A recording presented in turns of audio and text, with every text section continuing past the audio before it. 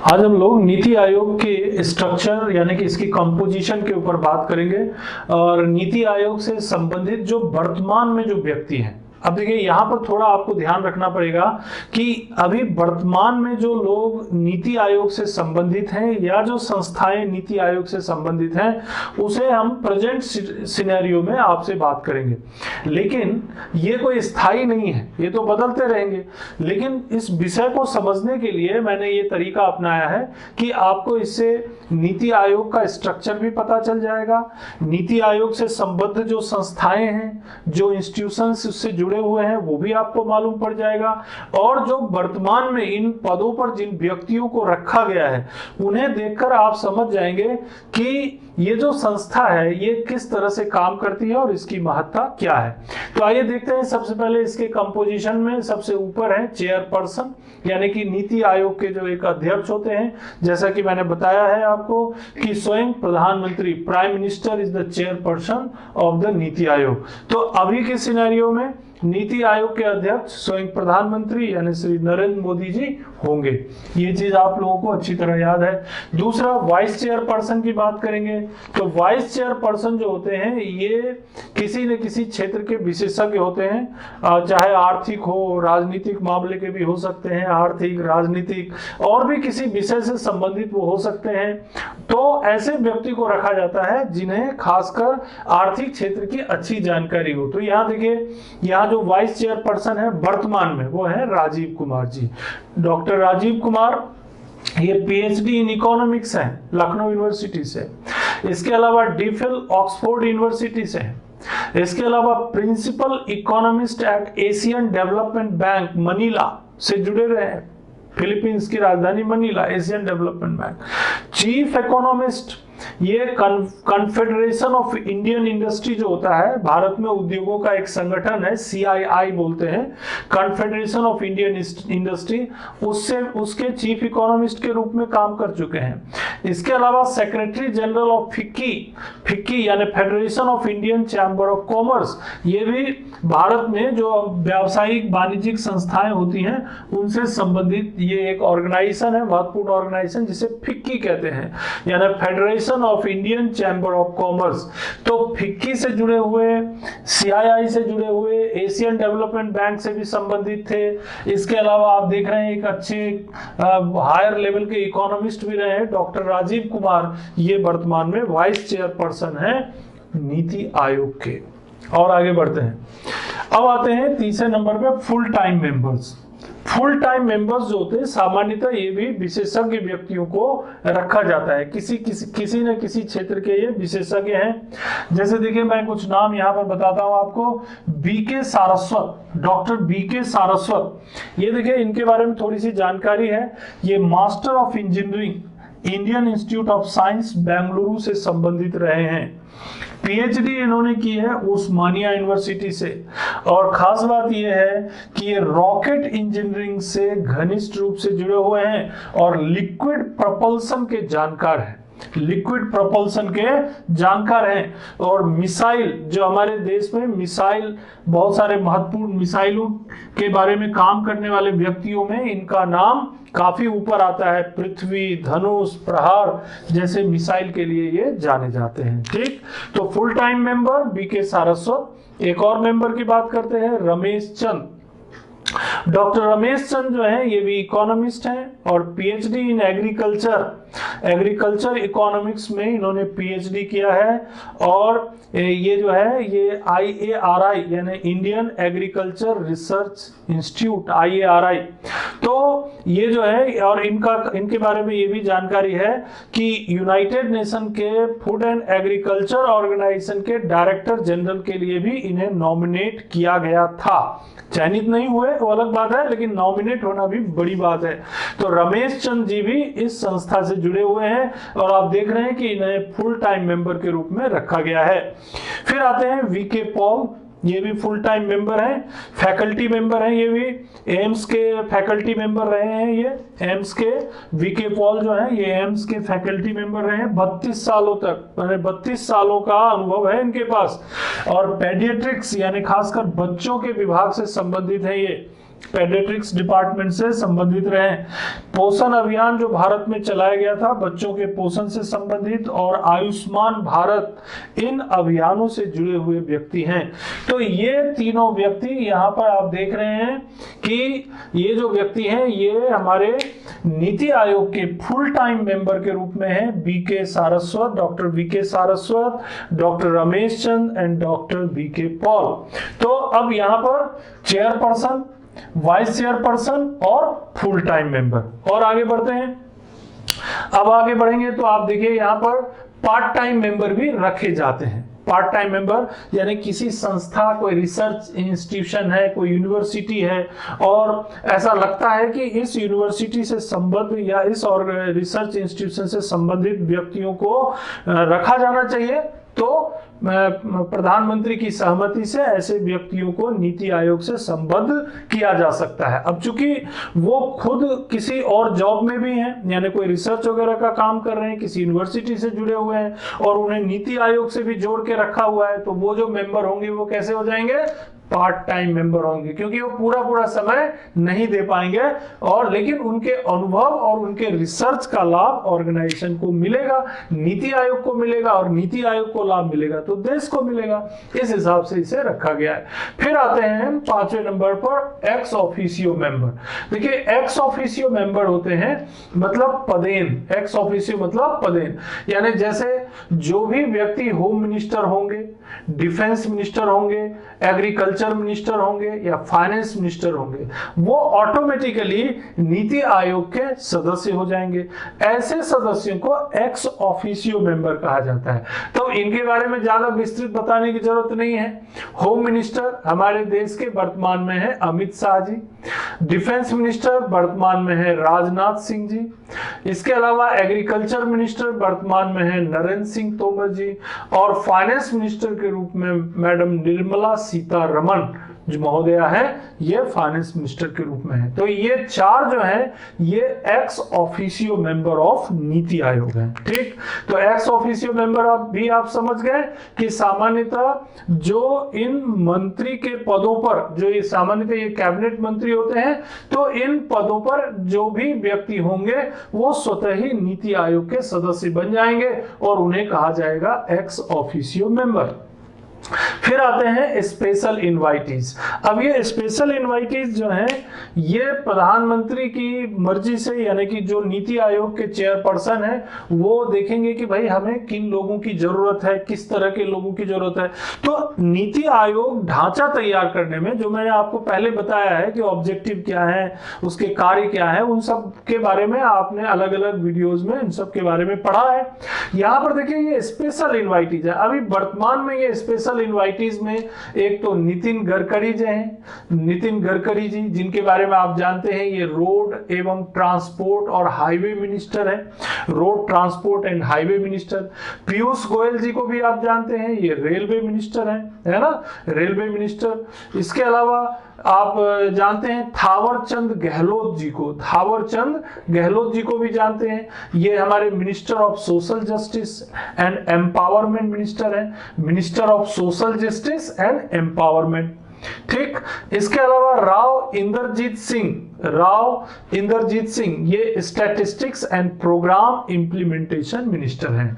तो ये जो चारों हमारे हैं मेंबर नीति आयोग के, ये स्पेशल इनवाइटी हैं। अब ये स्पेशल इनवाइटी में अभी यहाँ तो कुछ मंत्रियों को रखा गया है, हो सकता है कुछ विशेषज्ञों को बुलाया जाए, हो सकता है कुछ अनुसंधानकर्ताओं को बुलाया जाए। तो स्पेशल इनवाइटीज में और भी लोगों को इससे जोड़ा जा सकता है नीति आयोग में, इसीलिए ये टर्म इस्तेमाल किया गया है स्पेशल इनवाइटी।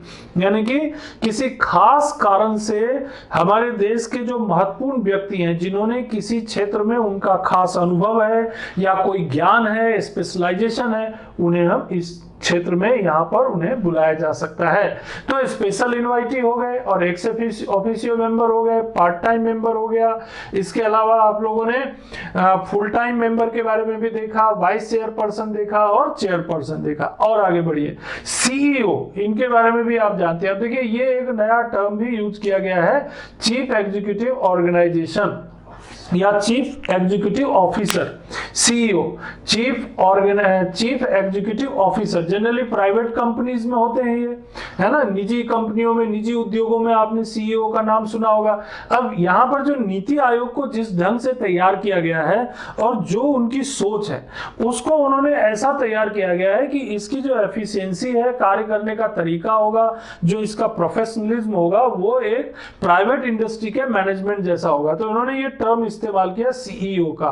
तो इसके इस पद पर अभी फिलहाल हैं अमिताभ कांत जी। और अमिताभ कांत जी देखिए, ये 1980 बैच के केरला कैडर के आईएएस रहे। 1980 बैच के, यानी बहुत ही अनुभवी व्यक्ति हैं अमिताभ कांत जी। इन्होंने जेएनयू से एमए भी किया हुआ है, ये भी जेएनयू से संबंधित रहे हैं। Indian institute of management Ahmedabad से जुड़े हुए हैं। हार्वर्ड यूनिवर्सिटी से भी उन्होंने डिग्री हासिल की है। हार्वर्ड यूनिवर्सिटी, आईआईएम, जेएनयू और IAS 1980 batch Kerala cadre Amitabh Kant ji. देखिए ये एक बहुत ही अच्छे जनरलिस्ट यानी सामान्यज्ञ के रूप में जाने जाते हैं। तो सामान्य, और इन्होंने अपने काम से इसे साबित भी किया है। जैसे देखिए इनकी 2 किताबें हैं, branding India and incredible story, ये किताब है इनकी, branding India and incredible story. एक और किताब है इनकी, the path ahead transforming ideas for India, यानी भारत के बदलते हुए भारत के संदर्भ में इनकी जो सोच है और इनकी जो रचनाएं हैं ये बहुत काम की हैं। और देखिए ये कई महत्वपूर्ण जो कार्यक्रम, योजनाएं या प्रोजेक्ट नीति आयोग ने बनाए जो वर्तमान में ऑलरेडी क्रियान्वित हो चुकी हैं, वो सब के पीछे इनका योगदान रहा है। Make in India, startup India, incredible India, अतिथि देवो भव और भी बहुत सी परियोजनाओं और प्रोजेक्टों के पीछे इनका बहुत बड़ा योगदान रहा है। तो वर्तमान में अमिताभ कांत जी जो हैं इसके सीईओ के रूप में काम कर रहे हैं। तो यहाँ पर आपने इन 7 बिंदुओं में जो हमारा नीति आयोग का जो स्ट्रक्चर है वो आपने देखा। लेकिन नीति आयोग केवल इतने से ही नहीं बन जाता, नीति आयोग से कुछ और भी चीजें जुड़ी हुई हैं, जैसे गवर्निंग काउंसिल है, रीजनल काउंसिल है ना, डीएमईओ है, नीलर्ड है, और रिसर्च विंग है, कंसल्टेंसी विंग है, टास्क फोर्स है, इसके अलावा टीम इंडिया विंग है, सब ग्रुप ऑफ चीफ मिनिस्टर्स हैं। ये जो संस्थाएं हैं ये भी हमारे नीति आयोग के कार्य में मदद करते हैं। और इसीलिए नीति आयोग इतनी ब्रॉड और इतनी व्यापक संस्था बन गई है। मैंने इससे पहले आप लोगों को नीति आयोग और प्लानिंग कमीशन के बीच तुलना करके भी बताया था कि आखिर इन दोनों के बीच क्या अंतर है और क्या समानता है। तो मैंने यही जिक्र किया था कि इसका जो ढांचा है इसमें बदलते हुए भारत में, या जो टेक्नोलॉजी का अपग्रेडेशन हो रहा है देश में, या फिर जो भारत की अर्थव्यवस्था एक ग्लोबल इकोनॉमी बन रही है, उसके अकॉर्डिंग, उसके अनुसार उसमें संस्थाओं को जोड़ा गया है, जिनमें से ये संस्थाएं इससे संबंधित हैं। तो अब हम इन संस्थाओं के ऊपर भी आपसे विस्तृत चर्चा करते हैं। इन संस्थाओं में एक महत्वपूर्ण संस्था का हमने कई बार जिक्र किया है, खासकर जब कोऑपरेटिव फेडरलिज्म के ऊपर बात कर रहे थे तो वहां पर भी हमने देखा था कि एक कोऑपरेटिव फेडरलिज्म को बढ़ाने के लिए एक बहुत महत्वपूर्ण संस्था बनाई गई है जिसका नाम है गवर्निंग काउंसिल।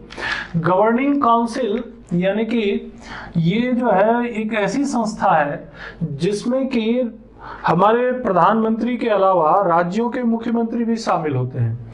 और इस संस्था का अभी 15 जून 2019 को इसकी एक मीटिंग भी हुई थी। 15 जून 2019 को इसकी मीटिंग भी हुई थी। तो मैं इसको एग्जाम्पल से इसलिए बताना चाहता हूं क्योंकि बहुत से लोग गवर्निंग काउंसिल ये समझते हैं कि बस प्रधानमंत्री और मुख्यमंत्री इस बैठक में रहेंगे और क्या चर्चा होती है, किस बात पर चर्चा होती है, इसके बारे में वो कंफ्यूज रहते हैं। तो मैं आपको एक एग्जाम्पल से बता देता हूं कि देखिए 15 जून 2019 को गवर्निंग काउंसिल की एक बैठक हुई। अब गवर्निंग काउंसिल जो है ये नीति आयोग का एक वो ढांचा है, वो संस्था है जिसमें प्रधानमंत्री यानी कि नीति आयोग के स्वयं अध्यक्ष, इसके अलावा मुख्यमंत्री, जो राज्यों के मुख्यमंत्री हैं, सीएम ऑफ द स्टेट्स, हमारे देश में जितने भी राज्य हैं उन सभी राज्यों के मुख्यमंत्री इस बैठक में रहेंगे गवर्निंग काउंसिल के। जो यूनियन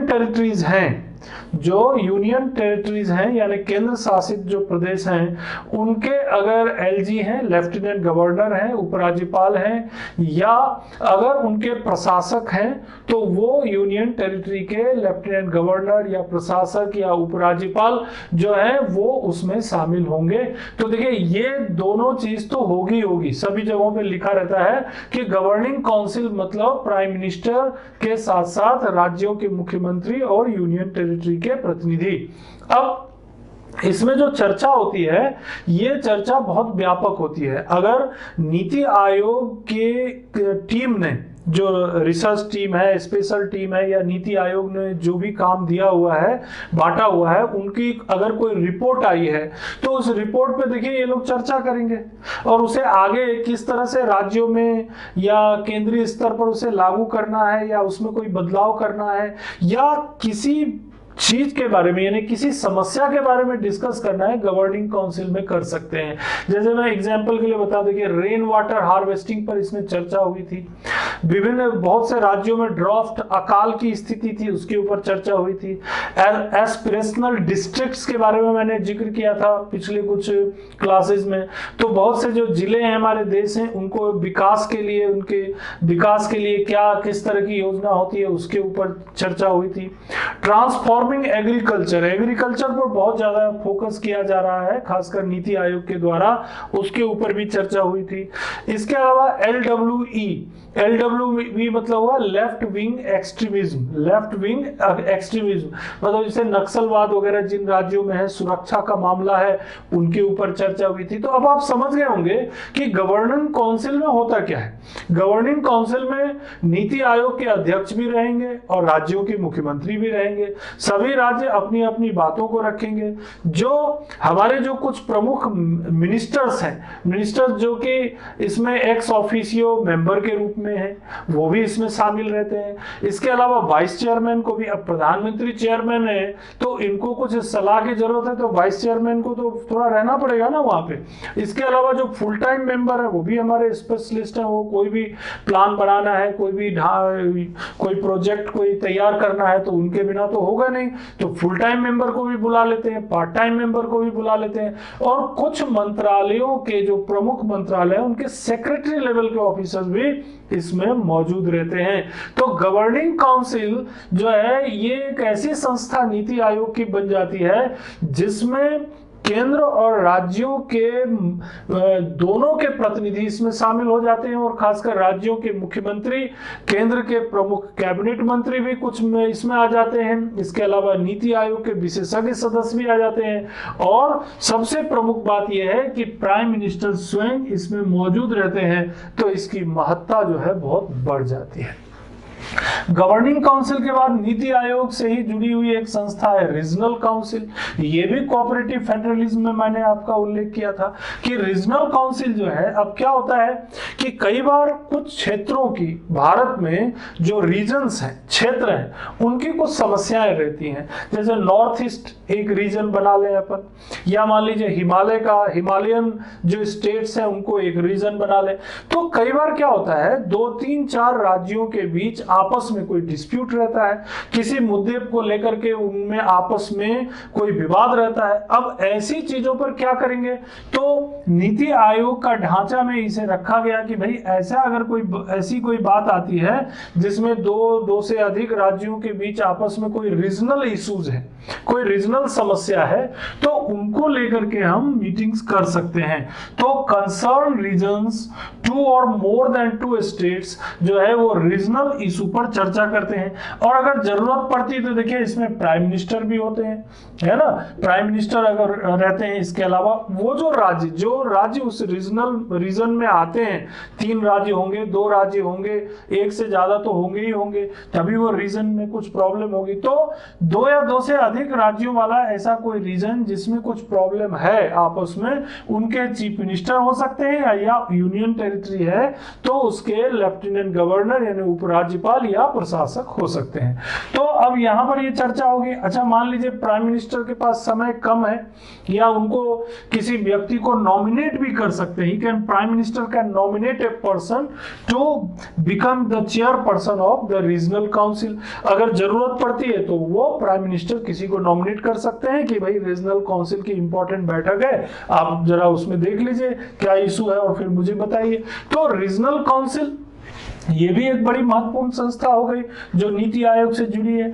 फिर आते हैं अटैच्ड ऑफिस, नीति आयोग से संबद्ध कुछ संस्थाएं, ये भी बहुत महत्वपूर्ण है। देखिए निलर्ड, ये एक्चुअली पहले किसी और नाम से जाना जाता था, उतना व्यापक जाएंगे तो बहुत समय लगेगा, इसीलिए हम सीधे इसी विषय पे बात करते हैं। 2014 में इसे बनाया गया था, नीति आयोग के गठन के बाद ही वो नाम बदल करके इसे कर दिया गया, निलर्ड बोलते हैं, national Institute of Labour Economics Research and development. पहले तो फुल फॉर्म ही आपको जो है ये काम का है कि फुल फॉर्म निलर्ड क्या है। तो NILERD is a institution, its name is National Institute of Labour Economics, National Institute of Labour Economics Research and Development, National Institute of Labour Economics Research and development.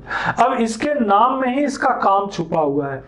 देखिए इसमें क्या बोला इन्होंने कि नेशनल इंस्टीट्यूट है किसके ऊपर, तो लेबर इकोनॉमिक्स के ऊपर। अब लेबर इकोनॉमिक्स मतलब क्या होगा, तो हमारे देश में जो श्रमिक वर्ग हैं उनको, उनकी क्या स्थिति है, उनका वेज की क्या स्थिति है, उनके काम कितने मिल पा रहे हैं। तो पहले तो इस पे रिसर्च, इसके अनुसंधान करो, फिर डाटा कलेक्ट करो। डाटा कलेक्ट करने के बहुत सारे इसमें अधिकारी रहते हैं, बहुत सारे, इससे भी इस ऑफिस के अंदर बहुत सारे और भी छोटे छोटे विभाग बने हुए हैं, लेकिन उतना टाइम नहीं है कि हम उतना लंबा डिस्कस कर सकें। इसीलिए आपको केवल ये जानने के लिए कि निलर्ड है क्या, तो पहले full form national Institute of Labour Economics Research and development. काम क्या करता है, तो रिसर्च, लेबर से रिलेटेड डाटा कलेक्शन करता है, और हमारे पास स्किल्ड लेबर उपलब्ध हो तो उनके लिए एजुकेशन और ट्रेनिंग के प्रोग्राम भी चलाता है, जिससे कि ह्यूमन रिसोर्स डेवलपमेंट किया जा सके। तो ये हमारे देश में नीति आयोग से संबंधित एक संस्था हो गई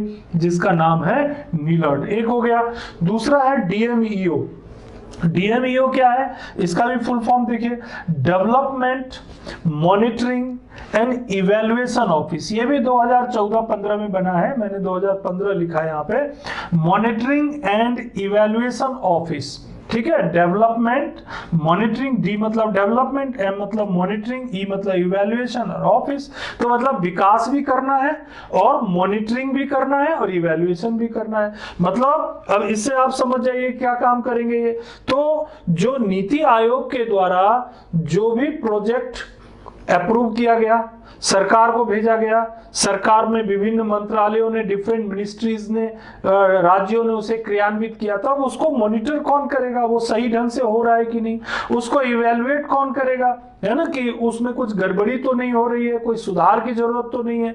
तो मॉनिटरिंग एंड इवैल्यूएशन ऑफिस जो है यही काम करता है, monitor and the implementation of government program, implementation and progress of SDG, sustainable development जो गोल्स हैं, बहुत सारे सस्टेनेबल डेवलपमेंट गोल्स, बहुत लंबा चौड़ा इसका भी एक वो रिपोर्ट है सस्टेनेबल डेवलपमेंट गोल के ऊपर, कि किस तरीके से विकास के साथ साथ, यानी डेवलपमेंट तो करना है लेकिन सस्टेनेबल डेवलपमेंट करना है। तो एनर्जी सेक्टर में, इंडस्ट्री सेक्टर में, व्हीकल मतलब जो ट्रांसपोर्टेशन सेक्टर में, लगभग सभी क्षेत्रों से जुड़े हुए एसडीजी इशू होते हैं।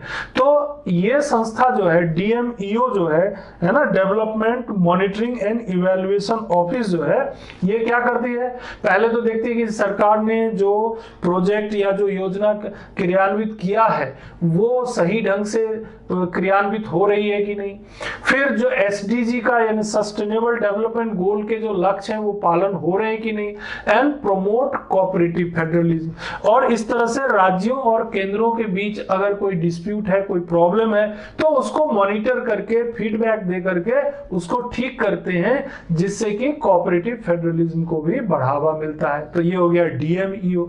एक और संस्था है जो इससे जुड़ी हुई है, संबद्ध संस्थाओं अटैच्ड ऑफिस में, ये इसका नाम ही काफी है, economic advisory council to the prime minister. Economic advisory council specially एक संस्था है जो प्राइम मिनिस्टर को इकोनॉमिक मैटर्स पर एडवाइस करता है।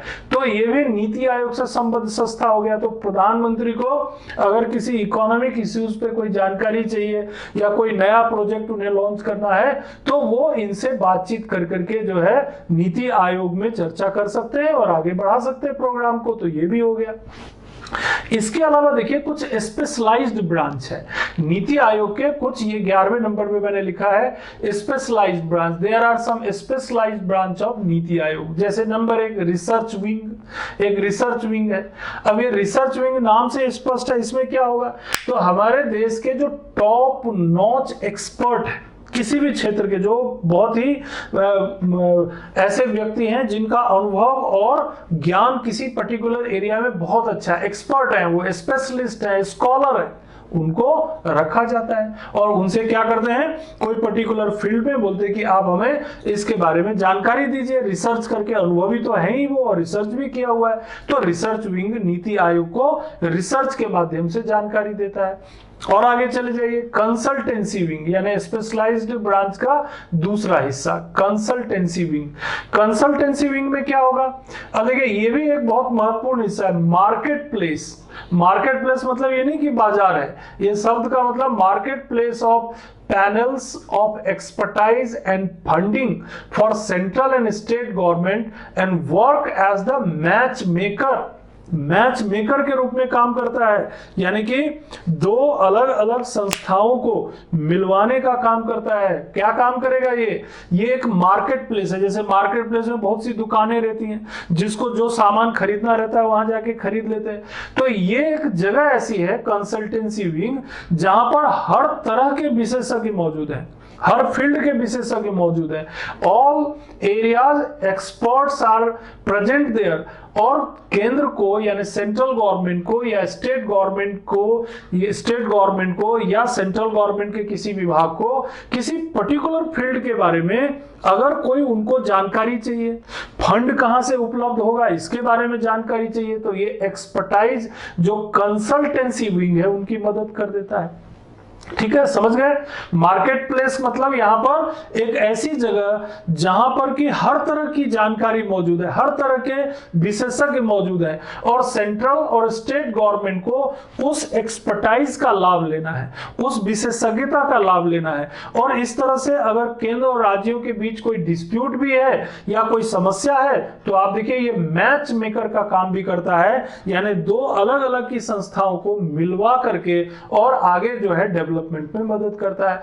तो रिसर्च विंग और कंसल्टेंसी विंग। और एक बड़ी संस्था और आप नाम सुनते होंगे, बार बार ये आता रहता है, टीम इंडिया विंग बोलते हैं उसको, टीम इंडिया विंग। अब इसमें क्या होता है, देखिए टीम इंडिया विंग का मतलब क्या होता है, इसमें रिप्रेजेंटेटिव रहेंगे स्टेट्स के, है ना। एक तो गवर्निंग काउंसिल वो तो है ही, उसमें तो राज्य के मुख्यमंत्री, प्रधानमंत्री, नीति आयोग के जो लोग रहते हैं वो उसमें शामिल होते हैं। टीम इंडिया विंग में क्या हो गया कि हर एक राज्य का अपना एक प्रतिनिधि रहेगा, एक रिप्रेजेंटेटिव रहेगा जो लगातार टच में रहेगा।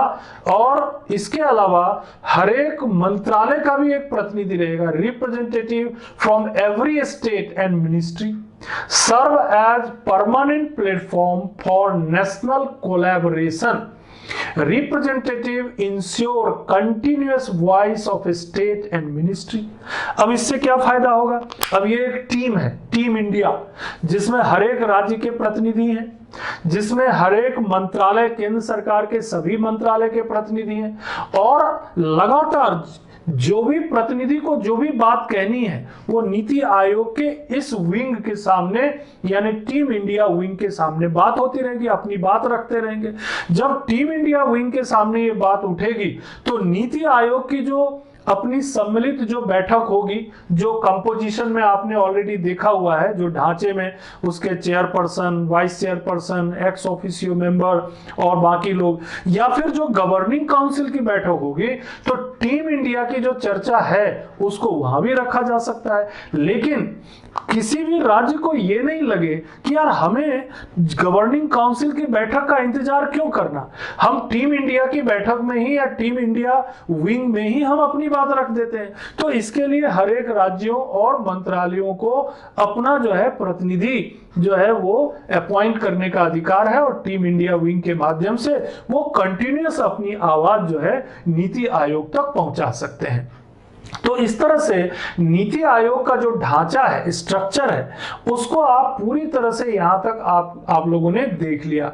Team India, consultancy wing, research wing, है ना, ये सब जो शब्द हैं ये केवल शब्द नहीं है, इसके पीछे कोऑपरेटिव फेडरलिज्म की भावना और एक्सपर्टाइज को यानी हमारे देश में जो अनुभव या विशेषज्ञता है उसको महत्व देने की भावना छुपी हुई है। इससे पहले आपको नीलर्ड और डीएमईओ के बारे में भी बताया गया है और उसके पहले आपको हमने रीजनल काउंसिल और उससे पहले गवर्निंग काउंसिल की भी चर्चा की है। और इससे पहले आप लोगों ने विस्तृत रूप से ये देखा कि हमारे पास जब हम गठन करते हैं नीति आयोग का यानी कंपोजिशन करते हैं तो उसमें chairperson, prime minister, vice chairperson, already full time members, है ना, पार्ट टाइम मेंबर्स, इसके अलावा आप लोगों ने ex officio member, special invitee member, CEO, इन सब के बारे में आप लोगों ने काफी विस्तृत रूप से समझ लिया है। इसके अलावा देखिए यहीं पर ये संतुष्ट नहीं हो जाता, अब उनको क्या लगता है नीति आयोग को कि कभी कभी ऐसी जरूरत पड़ जाए तो हम मुख्यमंत्रियों का भी एक वो टीम बना देंगे, सब ग्रुप ऑफ चीफ मिनिस्टर्स, किसी विषय पर मान लीजिए 2-3-4 मुख्यमंत्रियों को बिठा करके उनको बोला कि आप इस विषय पर अपनी रिपोर्ट दीजिए, गिव ए रिपोर्ट, उसको बोलते हैं सब ग्रुप ऑफ चीफ मिनिस्टर। कभी जरूरत पड़ने पर टास्क फोर्स भी बना सकते हैं, कोई ऐसा विषय है जिसमें हमें विशेषज्ञों की मदद लेना है तो एक टास्क फोर्स बना सकते हैं, उसमें एक मिनिस्टर को रख देंगे, कुछ स्पेशलिस्ट को रख देंगे, किसी यूनिवर्सिटी के जो या रिसर्च ऑर्गेनाइजेशन के व्यक्ति उनको भी बुला लेंगे। हो सकता है जरूरत पड़े तो किसी भी स्तर के ग्लोबल कोई रिसर्च कोई स्पेशलिस्ट है उनको भी रख सकते हैं। तो टास्क फोर्स ये सब नीति आयोग करती रहती है। एम्पावर्ड कमिटी, एक कोई कमिटी बना देंगे, उसको पावर दे देंगे कि आप इस विषय में हमें रिपोर्ट दीजिए। तो इस तरह से नीति आयोग का ढांचा बनाया गया है जिसको मैं एक बार पूरी तरह से आपके सामने समराइज कर देता हूं।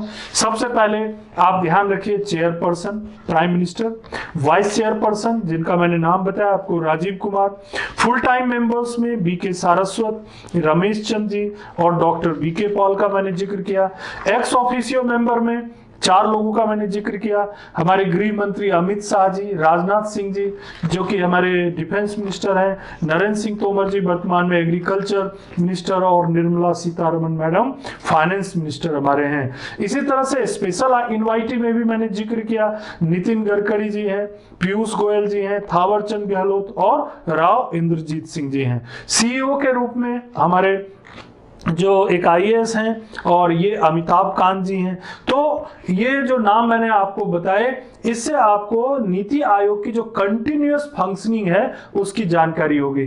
फिर आपको मैंने ये जिक्र किया कि देखिए नीति आयोग से कई महत्वपूर्ण ऑर्गेनाइजेशंस निकल करके आए हैं और वो सब 2 बड़े मुद्दों पर काम करते हैं, एक तो कोऑपरेटिव फेडरलिज्म और दूसरा जो प्रोजेक्ट या जो योजना या जो कार्यक्रम बन रहा है वो स्पेशलाइज्ड हो, और तीसरी एक और चीज जो ध्यान रखना होता है वो ये कि ग्लोबल इकोनॉमी के मुताबिक हमको भारत को एक स्ट्रॉन्ग कंट्री बनाना हो। तो उसी को ध्यान में रखते हुए देखिए गवर्निंग काउंसिल है, रीजनल काउंसिल है, अटैच्ड ऑफिस में देखिए आपके पास नीलर्ड है, National Institute of Labour Economic Research and Development, NILERD है। डीएमईओ है, Development Monitoring and Evaluation Office है, डीएमईओ है। और क्या है आपके पास, तो आप देखिए यहाँ पर इसके अलावा इकोनॉमिक एडवाइजरी काउंसिल है।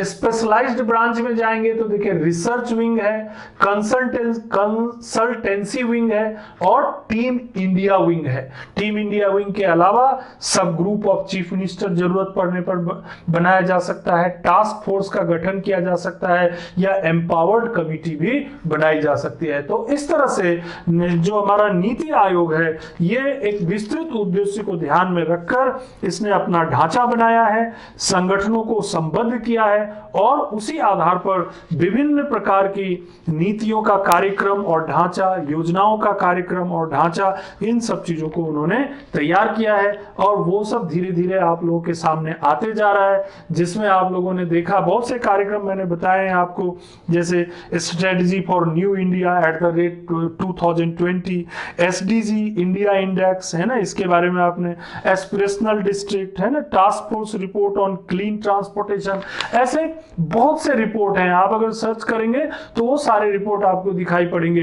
तो ये काम लगातार चल रहा है और आगे भी जारी रहेगा। इस तरह से नीति आयोग का ढांचा और उसके साथ जुड़ी हुई संस्थाओं के बारे में हमने यहाँ पर आपको विस्तृत जानकारी दे दी। लेकिन एक चीज ध्यान रखिए, क्योंकि ये जो जानकारी दी है हमने, ये आपको हमने अभी वर्तमान में 2020 के अगस्त के संदर्भ में, अगस्त 2020 के संदर्भ में दी है। तो जो नाम वगैरह हमने बताया है वो नाम तो हो सकता है आने वाले समय में बदल जाए, तो ये कोई स्थायी चीज नहीं है, आपको समय के अनुरूप उसमें चेंजेस करते रहने पड़ेंगे। ये सिर्फ मैंने आपको समझाने के लिए कि आप उस ढांचे को समझ जाएं और याद रखने की भी कोशिश करें आप, जिससे कि आप आगे जब भी आप पेपर पढ़ें, मैगजीन पढ़ें या अन्य चीजों में कहीं भी जिक्र होगा तो आपके दिमाग में ये बात अपने आप आ जाएगा कि हाँ ये चीज मैंने यहाँ पर पढ़ी थी नीति आयोग के बारे में। तो आपको दिमाग में ये क्लियरली यानी स्पष्ट तौर पर पता रहेगा। धन्यवाद।